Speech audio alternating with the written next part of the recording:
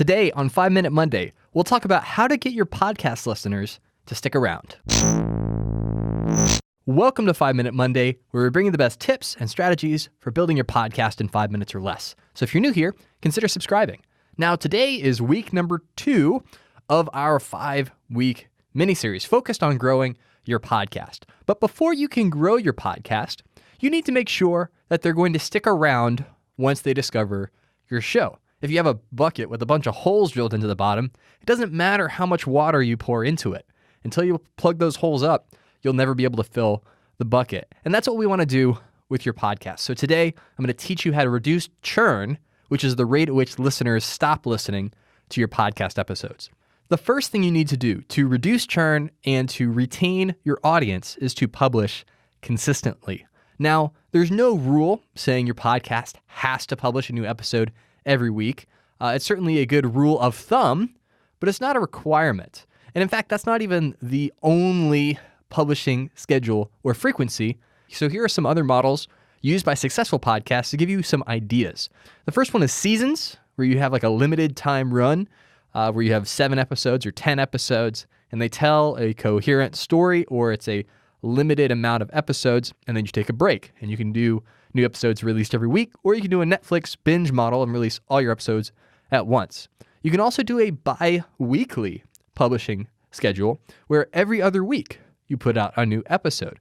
And then you can also do the opposite of that and do twice a week, often where you have one episode that's more interview focused and another one that features the host more. So the key is not which frequency you choose or which publishing schedule you choose. It's sticking with your decision, because you want to train your listeners to download your newest episodes. But that's only really possible, or you'll only find success doing that, if you publish consistently. So you need to choose a frequency that works for you and stick with it. The number 2 thing that you can do to reduce churn is to incorporate your listeners, right? Make your audience feel like they are a part of your podcast. And that's a great way to generate new content and make your listeners feel included simultaneously. Now, there's a couple different ways that you can accomplish this, incorporating your listeners into your episodes. The first way, which is actually kind of self-serving on your part as well, is to read reviews live on the air. When you do that, it encourages people to leave a review wherever it means the most to you, probably Apple Podcasts. Right now, that's really the main place where people leave reviews and where it matters. And it's also just a great thank you as well to reinforce and encourage people that took the time to review your podcast. You can also answer questions from people, either creating a Google form or post something on social media asking for questions. And then you can answer those listener questions during the episode. And then a third way you can incorporate your listeners into your show is to interview them. If you have an interview show, find a way to interview listeners that have compelling stories or an expertise that complements what you talk about on your podcast. And that's a great way to find new guests if you're looking for people to interview. And then the third thing that you need to do to reduce churn and to retain your audience is be yourself.